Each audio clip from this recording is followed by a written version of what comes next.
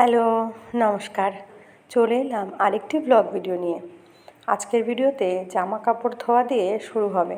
দেখুন, মা মাছ কাটছে। মায়ের শরীরটা ভালো নেই, আমি বারণ করেছিলাম, কিন্তু তাও দেখলেন যে আমার একদিকে জামা কাপড় ভেজানো রয়েছে, একদিকে রান্না করছি। তো উনি বললেন যে ঠিক আছে, তাহলে আমি মাছ কেটে দিই। এদিকে ইনি দেখুন ঘরের অবস্থা কী। আসলে অবলা জীব আমার ভীষণ ভালো লাগে। আপনারা আমার অনেক ভিডিওতে দেখবেন কুকুর ভালোবাসি, গরুও খুব ভালোবাসি, কিন্তু গরুকে সেইভাবে সময় দেওয়া হয় না, যেহেতু মায়ের শরীরটা খারাপ।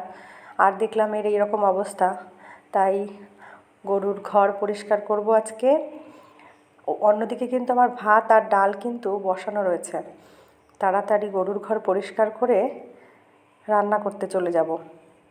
এর কাছে খুব একটা আশা হয় না, সেই জন্য খুব একটা শোভনীয় আচরণ করে না। মাঝে মধ্যে একটু চেষ্টা করে আহত করার। সেই জন্য ভয়ে ভয়ে দেখুন তাড়াতাড়ি ঘরটা পরিষ্কার করছি, যাতে ও আমাকে আঘাত করতে না পারে। আগে মাঝে মাঝে কবার গেছি, তখন আবার চিনে যায় আসলে, কিন্তু সবসময় যায় যারা, তাদেরকে কিছু বলে না। এবার আমি যেহেতু কম যাই, তো ও কিন্তু চেষ্টায় ছিল কিন্তু সফল হতে পারেনি। ছেলে মেয়ে দুটো, মেয়েটার আজকে স্কুল ছুটি আছে, যার জন্য আজকে চাপ একটু কম। দুপুরবেলা যেহেতু মায়ের শরীর খারাপ, ওনাকে আর ঠান্ডা ভাত খেতে দিচ্ছি না। বেশিরভাগ দিনই সকালবেলায় রান্না করি, সকালে আর দুপুরে খাওয়া হয়। আবার বিকালে একটু টিফিন, সন্ধ্যার দিকে একটা টিফিন বানাই, আর রাত্রে আর একবার রান্না করি।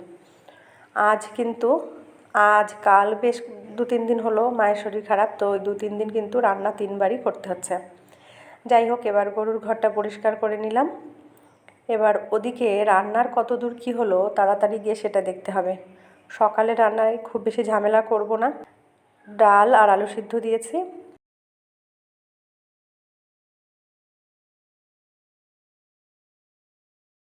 এই দেখুন, রান্নাও কিন্তু প্রায় হয়ে গেল। অন্যদিকে জামা কাপড় ভেজানো রয়েছে, তাড়াতাড়ি জামা কাপড়গুলো কেচে ছাদে মেলে দিয়ে আসতে হবে।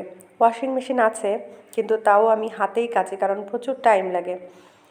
আর যেহেতু ওয়াশিং মেশিনটা অটোমেটিক নয়, সেজন্য খুব কষ্ট হয় আর কি। জল পাল্টাতে হয়, জল দিতে হয়। তো আমার মনে হয় যে ওইটা ঝামেলা, যতক্ষণ আমি জল দেব, জল পাল্টাবো, ততক্ষণে কিন্তু আমার হাতে কাচা হয়ে যাবে। এই দেখুন কত জামা কাপড় কেচেছি, পুরো ছাদ ভরে গেছে।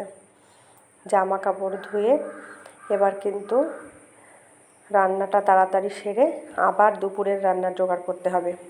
আসলে মাঝে মাঝে মনে হয় হাত দুটোর জায়গায় যদি 10টা থাকতো, তাহলে কিন্তু খুব ভালো হতো। অনেক সময় অনেক ব্যস্ততা একসাথে কাজ করে, তখন মনে হয় যে বোধহয় হাত আরও 2-4টে থাকলে ভালোই হতো। এবার চলে এলাম ঘরে, এসে মাকে ভাত মেখে দিচ্ছি। যেহেতু ওনার সমস্যা, ওনাকে ভাত মেখে চামচ দিয়ে বিছানার ওপরে দিয়ে আসবো, ওখানে বসে উনি খাবেন। এই যে মায়ের ভাত রেডি হয়ে গেছে, দিয়ে এলাম। এর মধ্যে আবার বৃষ্টি নেমেছে, ছুটেছি ছাদে।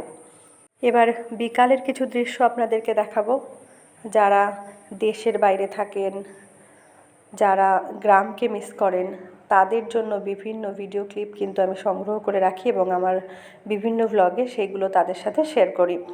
এই দেখুন সোনালি তন্তু, গ্রামে কিভাবে পাট জাগ দেওয়া হয়, পাট কাটি, পাট থেকে আলাদা করা হয়, পাট রৌদ্রে দিয়ে শুকানো হয়। সেই সঙ্গে এই যে গ্রামের পাখিরা যখন সন্ধ্যার সময় নেড়ে ফেরে, তারা কীরকম অধীর আগ্রহে কিচিরমিচির রবে তাদের বাসায় ফেরে, সেই সমস্ত টুকরো মুহূর্তও কিন্তু আপনাদের সাথে শেয়ার করলাম। ওয়াও, শুনে আবার ভয়টাই না পেয়ে যান। আসলে এখানে যে ধরনের কথোপকথন হয়েছে, সেগুলো আপনাদের সাথে শেয়ার করা যাবে না, সেগুলো টপ সিক্রেট। যার জন্যই ভিডিওটার সাউন্ড মিউট করে দিলাম, অল্প একটু পাখির আওয়াজ আপনাদেরকে শোনালাম। এবার চলে আসব, এইটা আপনাদের জন্য একটা সারপ্রাইজ।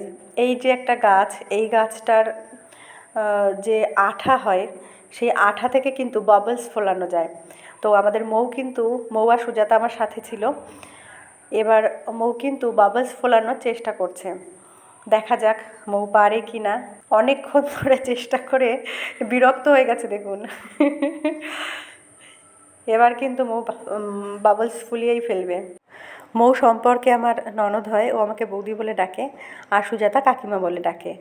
এরা যেহেতু সমবয়সী, তো এরা বাচ্চাগুলো আমি এদেরকেও যেমন ভালোবাসি, ওরাও আমাকে খুব ভালোবাসে। বিকালবেলায় প্রায়ই আমরা একটু ইভিনিং ওয়াকে যাই। আমার কিন্তু সব বয়সী বন্ধু আছে, একদম ছোট বাচ্চাও আছে, বয়স্ক মহিলারাও আছে, আর এদের মতোও বন্ধু আছে। আসলে সব বয়সী বন্ধু থাকলে জীবনে অনেক ধরনের অভিজ্ঞতা হয়, অনেক কিছু শেখা যায়। ভালো থাকবেন। ধন্যবাদ।